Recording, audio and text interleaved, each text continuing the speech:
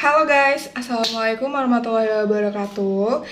Kembali lagi di Curhat Filsafat Part 2 dengan saya Divko Fatia Maiska dari kelas Hubungan Internasional A dengan NIM 2246002. Jadi di part 1 kemarin saya telah menjelaskan atau mempertanyakan mengapa ada teori bumi itu bulat dan mengapa ada yang mempercayai bahwa bumi itu datar. Self evaluasi di part 1 saya masih kurang sempurna untuk membahas secara bahasa formal. Yang kedua juga pembahasan saya mengenai teori-teori tersebut masih berantakan dan juga kurang percaya diri. Di part 2 ini saya akan menjelaskan lebih luas lagi mengenai pertanyaan-pertanyaan saya mengenai bumi datar atau bumi bulat. Dan untuk kali ini saya juga akan menjelaskan pemikiran apa yang saya pakai terkait mata kuliah saya, yaitu Filsafat Ilmu Pengetahuan. Jadi di sini saya memakai atau lebih condong memakai pemikiran scientific thinking. Dan selanjutnya saya juga akan menjelaskan bahwa teori bumi bulat ini pertama kali atau diberitahukan kepada dunia oleh filsuf terkenal, salah satu filsuf terkenal yaitu Galileo Galilei. Beliau memperkenalkan keyakinannya terhadap bumi bulat itu pada tahun 1633. Dan perdebatan mengenai bumi datar atau bumi bulat ini kembali membooming pada tahun 2014, khususnya di Indonesia.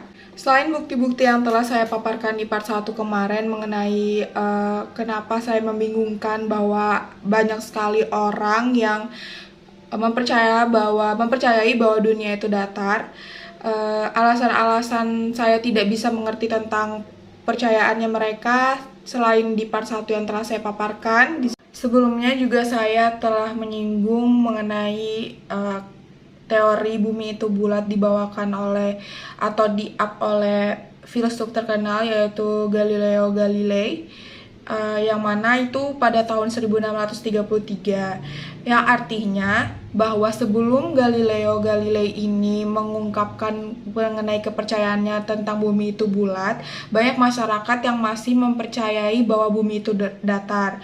Mengapa demikian? Karena mereka masih dalam rentan waktu yang segitu di belakangnya atau segitu jauhnya itu, pemikiran manusia itu masih terbatas, yaitu mereka mungkin masih memakai pemikiran mitos tentang kepercayaan mitos dari leluhur-leluhur yang di atas. Sementara Galileo Galilei sudah membuktikan kepercayaannya itu dengan sains.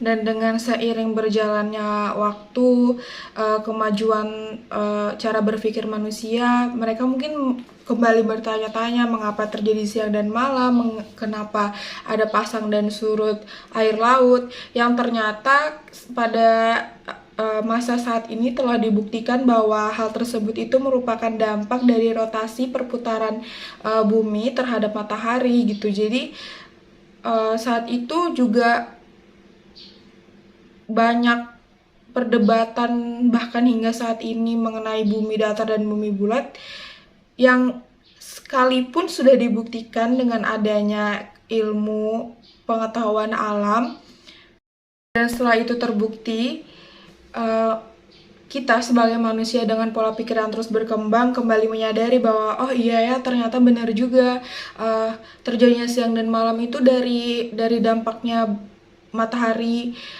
dari dampaknya bumi mengitari matahari, pasang surut air laut juga dampaknya, pergantian bumi, pergantian tangga, pergantian bulan itu juga pengaruhnya. Jadi untuk mempertanyakan kembali mengenai bumi datar atau bumi bulat ini, telah saya jabarkan di awal bahwa saya memakai pemikiran scientific thinking, yang dimana kebenaran atau kevalidasian jawaban mengenai pertanyaan saya itu dibuktikan dengan penemuan ilmiah atau ilmu pengetahuan. Di sini saya juga akan menambahkan sedikit referensi yang telah saya baca mengenai kasus perdebatan bumi bulat atau bumi datar. Salah satunya itu di laman Lembaga Penerbangan dan juga Antariksa Nasional atau LAPAN. Di sana banyak sekali bukti-bukti ilmiah yang mengatakan atau memberitahukan kebenaran mengenai bumi bulat itu. Jadi salah satu tema yang dibahas di situ adalah mengenai horizon atau yang kita ketahui cakrawala.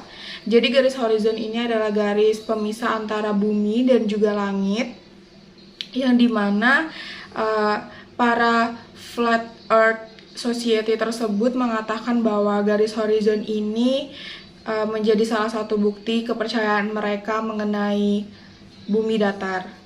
Jadi mereka berpendapat mengenai garis horizon ini, jika garis horizon bumi ini tetap setinggi mata, dilihat setinggi mata ketika kita naik atau menaiki pesawat dan garis tersebut tetap setinggi mata, maka mereka berpendapat bahwa bumi itu datar. Dan sebaliknya, jika semakin tinggi mata, maka semakin ke bawah garis horizon bumi, mereka berpendapat bahwa bukti tersebut mengatakan bahwa bumi bulat. Namun nyatanya, ketika kita naik pesawat, kita tidak bisa melihat hamparan bumi hingga tepinya. Dan dengan telah adanya bukti-bukti tersebut, sebenarnya menurut saya pemahaman tentang bumi atau teori atau keyakinan mengenai bumi itu datar itu bukan teori, tapi pendapat sekelompok orang yang sebenarnya tidak memiliki landasan ilmiah yang cukup kuat sehingga mereka dapat mempertanyakan hal tersebut. Jadi sekian dari pembahasan materi mengenai keterkaitan pertanyaan saya bumi datar atau bumi bulat yang telah saya tambahkan dengan pengetahuan saya di kelas dalam mempelajari mata kuliah filsafat. Sekian dari saya. Wassalamualaikum warahmatullahi wabarakatuh dan sampai ketemu lagi.